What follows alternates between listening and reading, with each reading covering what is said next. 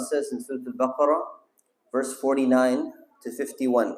وَإِذْ نَجَّيْنَاكُمْ مِنْ آلِ فِرْعَوْنَ يَسُومُونَكُمْ سُوءَ الْعَذَابِ يُذَبِّحُونَ أَبْنَاءَكُمْ وَيَسْتَحْيُونَ نِسَاءَكُمْ وَفِي ذَلِكُمْ بَلَاءٌ مِّن رَبِّكُمْ عَظِيمٌ. Allah says, remember when we saved you from the people of Fir'aun, from the people of Pharaoh. So he's speaking to the children of Israel, to Bani Israel. Remember when we saved you from these people, they were making your life very difficult and they were slaughtering your sons and keeping your women alive. And there was a great trial from your Lord. So Allah subhanahu wa ta'ala mentions the favor and the blessing of how Allah saved the children of Israel, the previous Muslim Ummah during the time of Prophet Musa, how He saved them from such a difficult test. Allah put them through such a difficult test that the children were being killed by this tyrannical person. And subhanAllah, today the descendants of these people who were being oppressed are now not only killing the male children, they're killing the male and the female babies. In fact, they're worse than Pharaoh. But here's the key. Number one, Allah is giving a lesson and saying, I want you to remember this. This is a lesson for people. Number one, Allah tested you with an extremely difficult test. But then He saved you.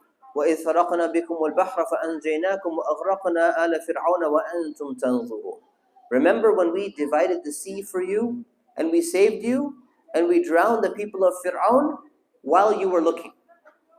So Allah saved them from such a corrupt and such a powerful tyrant right in front of their eyes. They were watching.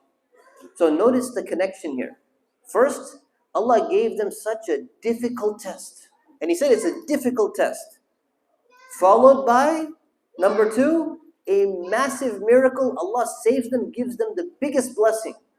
Not only saves them from it, but actually ends up destroying the enemy. A huge victory from Allah. So Allah gives a massive test, gives a massive victory. And then look at the next verse.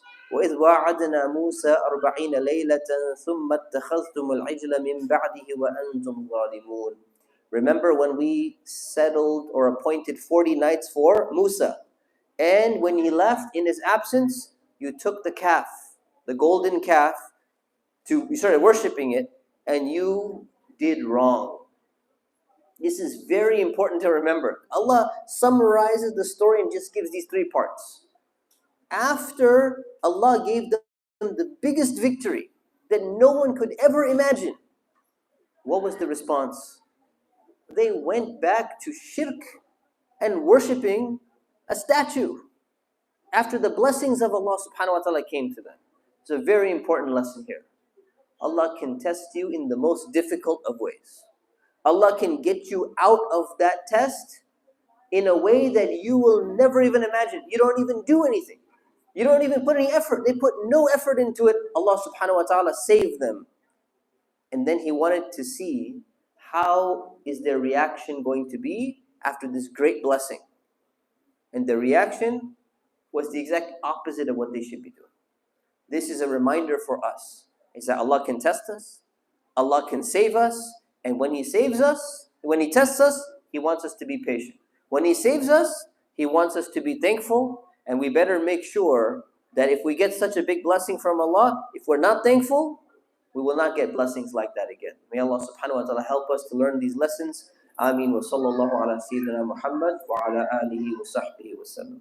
And may Allah subhanahu wa ta'ala free and save our brothers and sisters in Palestine and destroy the enemies of Islam and the enemies of the Palestinians and the enemies of the Muslims completely and in a miraculous way that we could never imagine. Ameen.